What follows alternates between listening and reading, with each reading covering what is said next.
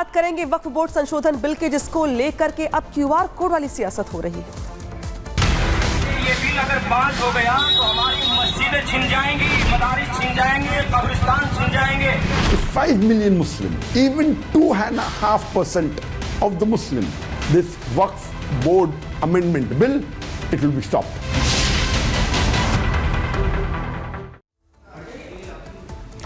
बिल्कुल, तो वक्फ बिल को लेकर जिस तरीके की सियासत इस वक्त पूरे देश में हो रही है, आपको बता दें कि जेपीसी में इस बिल को भेजा गया है। लोगों का सुझाव, उनकी राय जरूर मांगी गई है, लेकिन आपको बता दें कि अब मुसलमानों को बरगलाने का जो काम है इस पूरे मामले को लेकर, इस बिल को लेकर, चाहे वो अनाउंसमेंट करने की बात हो या फिर क्यूआर कोड की सियासत यहां पर हो, ये सब कुछ इस वक्त देखने को मिल रही है। साफ तौर पर आप देख रहे हैं कि पूरे देश में मुसलमानों को बरगलाने की कोशिश की जा रही है। आपको दिखा दें पूरी खबर इस रिपोर्ट के जरिए।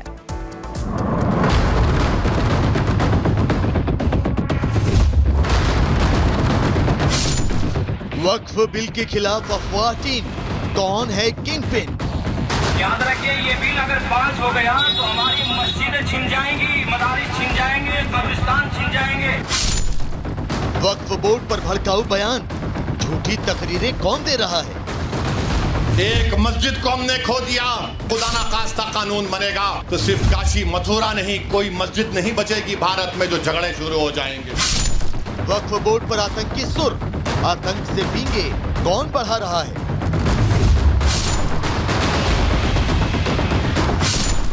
क्यूआर कोड से कानून का विरोध, नफरती मुहिम कौन चला रहा है?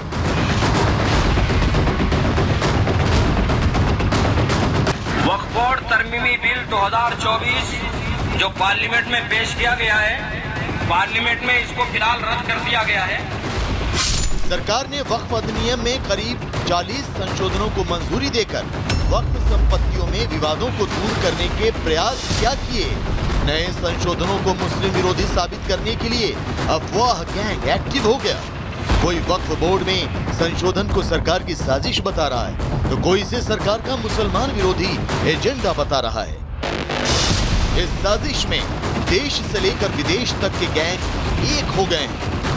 यही नहीं, इसी कड़ी में अब मुस्लिम संगठनों ने एक खास क्यूआर कोड बनाया है, जिसकी मदद से वक्फ बिल के खिलाफ मुस्लिमों से राय मांगी जा रही है। दावा है कि इस क्यूआर कोड के जरिए मुस्लिम बिल के विरोध के लिए तैयार किए गए पेज पर जा सकेंगे और वहां वो अपनी राय दे सकेंगे। यहाँ तक तो ठीक है, लेकिन वक्फ बिल के विरोध के नाम पर देश में एक अलग ही तरह का एजेंडा चलाया जा रहा है। इस मुहिम के तहत कुछ मुस्लिम युवक हाथ में माइक और स्पीकर लेकर गली गली घूम रहे हैं और वो मुस्लिमों को गुमराह करने की कोशिश कर रहे हैं।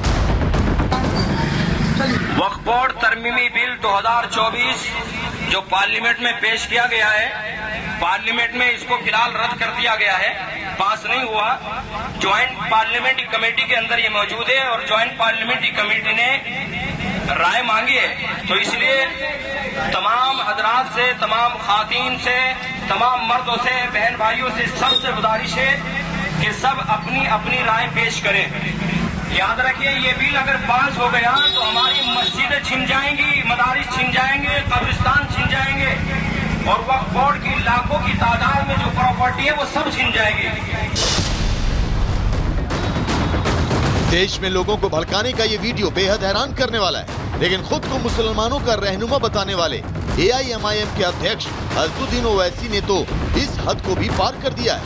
वो भी वक्फ बिल के खिलाफ जहर उगलकर लगातार मुसलमानों को बरगला रहे हैं। याद रखो मुसलमानों, हमने एक मस्जिद को खो दिया, तुम और कितनी मस्जिदों को खोने के लिए तैयार हो?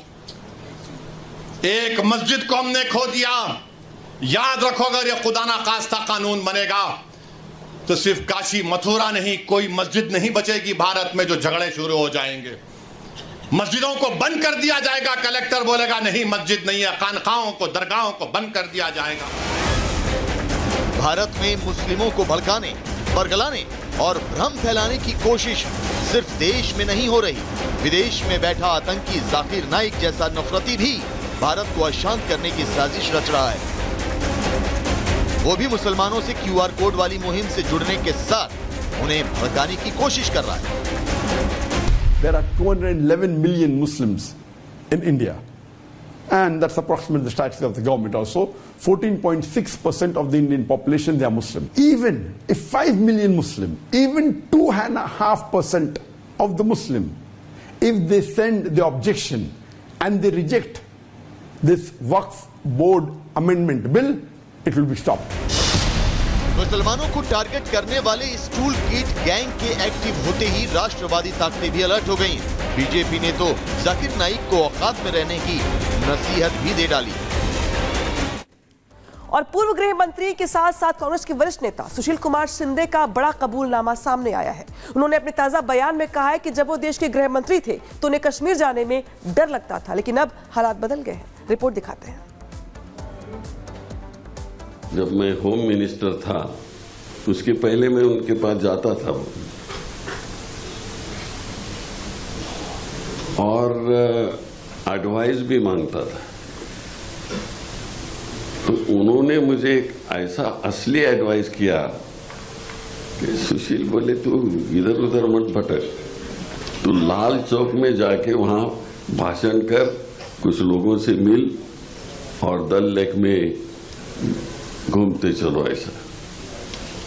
और वो एडवाइस से मुझे बहुत कुछ पब्लिसिटी मिली और लोगों में एक ऐसा होम मिनिस्टर है कि जो बिना डर के वो जाता है, लेकिन मेरी फटती थी वो किसको बताऊंगा।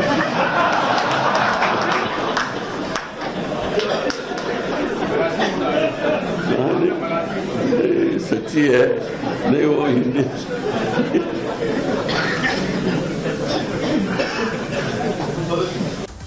तो शिंदे के इस कबूलनामे पर शहजाद पूनावाला ने क्या कुछ कहा है वो भी आपको सुनाते हैं।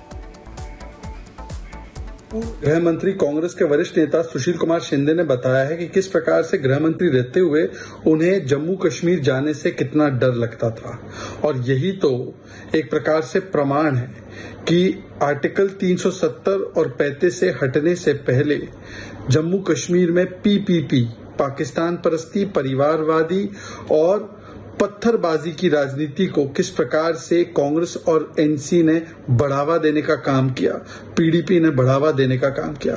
आज वो पीपीपी की राजनीति खत्म हुई है और लाल किले से लेकर लाल चौक तक तिरंगा लहराता है। आज डीडीडी, डेवलपमेंट, डायलॉग और डिसेंट्रलाइजेशन की राजनीति हुई है।